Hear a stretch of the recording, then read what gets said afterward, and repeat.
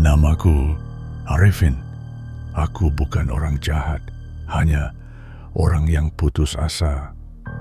Dulu aku bekerja keras, hidup di desa dengan pekerjaan buruh bangunan.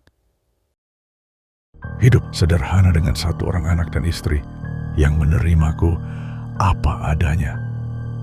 Alhamdulillah, pekerjaanku saat ini cukup untuk makan, cukup untuk tertawa. Tapi semuanya berubah pada suatu hari saat aku pergi untuk bekerja. Bos di tempat kerjaku marah-marah sampai aku dipecat, diusir dari tempat pekerjaan. Aku sedih dan bingung harus bagaimana. Aku menjelaskan kepada istri dan anakku. Setelah sampai di rumah ternyata anakku sedang sakit demam. Dan aku bercerita tentang hari ini kepada istriku. Hari berganti hari, aku belum menemukan jalan untuk pekerjaanku. Sampai aku harus menghutang banyak kepada pinjaman online. Di suatu hari, saat malam tiba ada teman lama yang datang ke rumahku. Namanya Asep. Kami bercerita satu sama lain. Sampai suatu waktu Asep berkata, "Aku punya jawaban atas masalahmu. Tetapi ada yang harus kamu korbankan. Kalau kau mau kaya aku akan memberitahumu tentang alas geni. Tempatnya di hutan terlarang yang sunyi, ada pohon beringin yang sangat besar. Di sana banyak orang yang putus asa untuk mendapatkan kekayaan secara instan.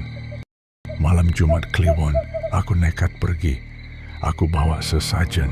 Hutan itu sangat menakutkan, seperti ada orang yang mengikutiku. Kakiku terus melangkah, seolah ada yang menarikku. Tiba di pohon beringin hitam, aku melihatnya. Sosok tinggi, berjubah merah. Wajahnya diselimuti asap pekat. Suaranya seperti ribuan bisikan menyatu. Ia berkata, "Aku beri kau kekayaan, tapi kau harus kasih yang paling kau cintai." Tanpa pikir panjang, aku setuju.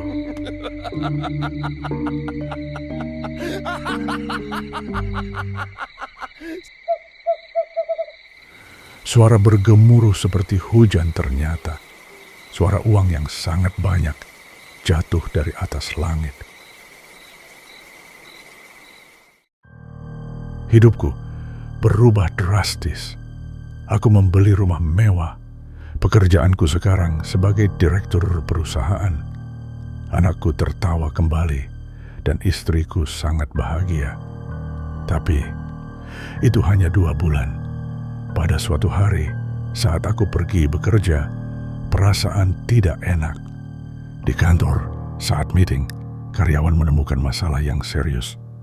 Saat aku bekerja, terdengar suara aneh dan juga bayangan hitam misterius.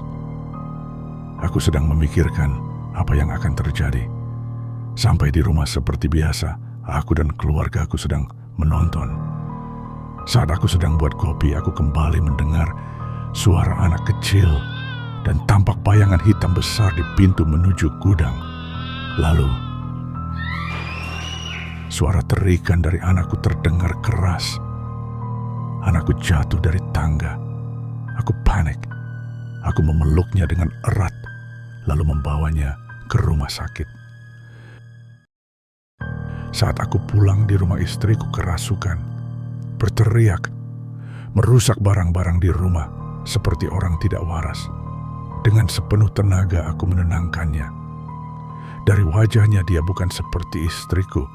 Matanya merah, rambutnya tidak beraturan dan tangannya seperti es batu. Setelah semuanya aman, aku istirahat di kursi dan tertidur.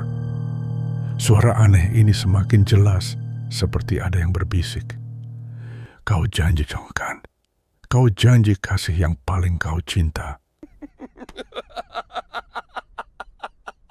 Lalu aku terbangun dan kaget karena ada bayangan besar di dekat jendela. Aku teringat kalau ini ada hubungannya dengan alas geni. Aku kembali ke hutan untuk meminta maaf dan memohon untuk kembalikan semua seperti semula. Tetapi pohon beringin yang waktu itu aku datangi sudah tidak ada. Semua jalan seperti sama saja. Karena aku kelelahan, aku berlutut dan berteriak, "Siapapun kamu, datanglah dan tolonglah aku." Tanpa disadari, bayangan hitam ada di belakang Arifin. Dia berkata, "Saatnya menagih janjimu, Arifin." 3 hari kemudian, anak dan istri tercintaku meninggalkanku begitu cepat. Pesugihan yang aku datangi menjadi malapetaka kepada kehidupanku. Kini aku tidak lagi bekerja dan tinggal sendirian di rumah. Mereka selalu datang setiap malam, duduk, menatap, menagih karena pesugihan.